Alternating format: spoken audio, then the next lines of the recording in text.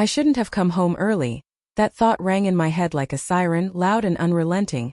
As I stood in the hallway of the house I thought I knew, my suitcase still in my hand, the ticking of the antique grandfather clock in the living room the only other sound besides the muffled, rhythmic thumps coming from upstairs, and as I stood frozen, feet glued to the hardwood floor, I knew something was wrong, something that my instincts screamed at me to walk away from, to pretend I hadn't heard or seen, but the gnawing in my gut pushed me forward, one step at a time, the familiar photos on the wall blurring as anger and fear clouded my vision, because the laughter I heard from our bedroom, the bedroom I shared with my wife Julia, was not hers alone. It was accompanied by deep masculine voices, two of them both playful and intimate, the kind of intimacy that instantly burns through your skin when it doesn't belong to you. And with each step up the stairs, I begged the universe to let me be wrong, to let this be some misunderstanding.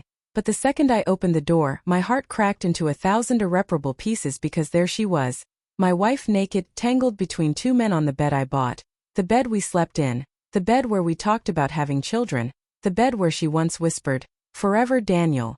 And in that moment forever died, because she didn't flinch, didn't scream, didn't even reach for a sheet to cover herself. Instead, she looked at me like I was the intruder, like I had violated their moment. And the two men beside her, one younger, one older, both bare-skinned and smug, turned to glance at me with an arrogance that made me want to tear the room apart. I didn't shout, I didn't cry, I just stood there, paralyzed, every nerve ending in my body on fire, trying to make sense of a moment that shattered every assumption I had about love, loyalty, and truth. And it was only when Julia finally spoke, her voice calm and disgustingly unapologetic, that I realized this wasn't an accident, wasn't a lapse of judgment, but a premeditated betrayal. "You weren't supposed to be back until Friday," she said, like my presence had disrupted a carefully orchestrated play, and the older man, gray at the temples, expensive watch still on his wrist, laughed as he climbed off the bed, walking past me like I was a ghost, saying, "Nice to meet you, Daniel," as he disappeared into the bathroom. And the younger one, all tattoos and arrogance, just smirked, kissed Julia on the cheek, and lit a cigarette by the open window. And I turned to Julia, my wife of 4 years, the woman I met in college, the woman I built a life with, and asked the only thing I could force out of my shattered voice, "Why?" But her answer didn't come immediately, because she walked across the room, completely unashamed, picked up her robe, slipped it on, and finally looked me in the eyes with something almost like pity as she said, "Because I stopped loving you 2 years ago and didn't know how to tell you." And I wanted to scream that you don't tell someone you've stopped loving them by sleeping with 2 strangers in the house they pay for. But I couldn't say a word because my throat had closed up and my vision blurred with betrayal. And then she added, "And they're not strangers, Daniel, at least not to me."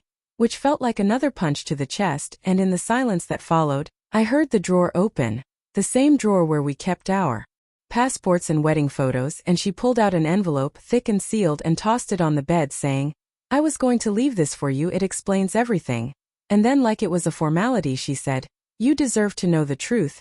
But I couldn't move, couldn't reach for it, so she did it for me, opened the envelope and pulled out photo after photo of her with the older man, dates, hotel rooms, plane tickets, and then more disturbing ones, her with him and the younger man, all laughing, all involved, and my stomach churned, bile rising in my throat, because this wasn't just an affair, this was a twisted web.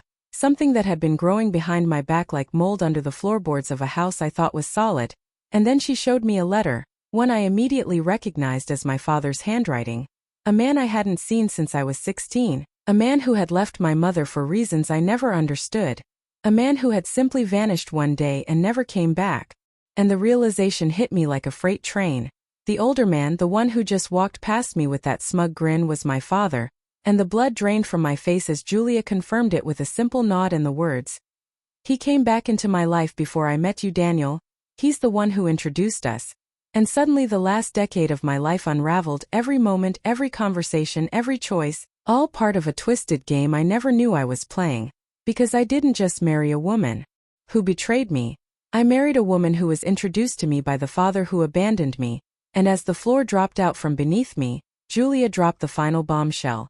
"Your father wanted to hurt you for what he believes you did to your mother." And I was lost, utterly lost, because my mother died of cancer slowly, painfully, and I had been by her side every moment, holding her hand, comforting her. But now Julia was saying that wasn't the whole truth, that there had been something else. Something hidden, something I had never been told, and when I demanded answers, Julia pulled out a USB drive, handed it to me and said, "Watch what's on this and you'll understand why your father hates you, why I did what I did, and why you were never supposed to come home early." And with trembling hands I left the house, didn't say another word, drove to a motel 15 miles away, locked the door, and plugged the drive into my laptop, heart pounding so hard I thought it might explode. And what I saw changed everything. Because it was a video timestamped from 15 years ago, the night my mother died, and in it was a heated argument between her and my father, a confession from her lips about how she had faked some of her symptoms to manipulate him into staying, and how she had forged documents to keep me in her custody, and my father, devastated, yelling that he was leaving, that he couldn't take the lies anymore, and then, shockingly, her collapsing, not from cancer but from a drug reaction, something she had taken to make herself look sicker. And me, entering the room minutes later, finding her barely conscious, calling 911 too late, and the realization that I had been a pawn in her emotional war with my father crushed me, and it crushed him too, and I understood now why he disappeared, why he hated me, not because I killed her, but because I didn't know the truth, because I became her soldier in a war I didn't know was happening. And Julia was the final move in his vengeance, the queen to his king, and I was the checkmate, the fool, the unsuspecting victim. And yet, watching the rest of the files, seeing letters Julia had written to him, to herself, to me, letters filled with rage, confusion, even guilt, I realized something else. She had fallen in love with me for real somewhere along the way, and that made her betrayal all the more cruel, because she didn't just break me out of hate, but also out of fear of what loving me meant, fear of losing control. And by the time the video ended I wasn't crying, I was empty, the kind of emptiness that feels like death but is somehow worse, because you're still breathing, still blinking, still existing. And I stayed in that motel room for days, ignoring calls, ignoring texts, until one night, a knock came at the door, and it wasn't Julia and it wasn't my father, it was a man in a suit, clean-shaven, cold eyes, flashing a badge and introducing himself as Agent Roy, with the FBI, and he said the words that pulled me into a deeper nightmare. "Mr. Walker, your father is under investigation for a series of international crimes involving identity fraud, manipulation, and corporate espionage, and we believe your wife was a co-conspirator."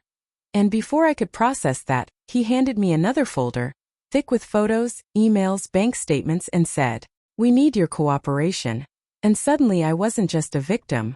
I was a key witness in a federal investigation, and the man who had shattered my life, the woman who had twisted my heart, were now wanted fugitives. And the final twist came when they disappeared, vanished, without a trace, no credit card activity, no border crossings, nothing, as if they'd never existed.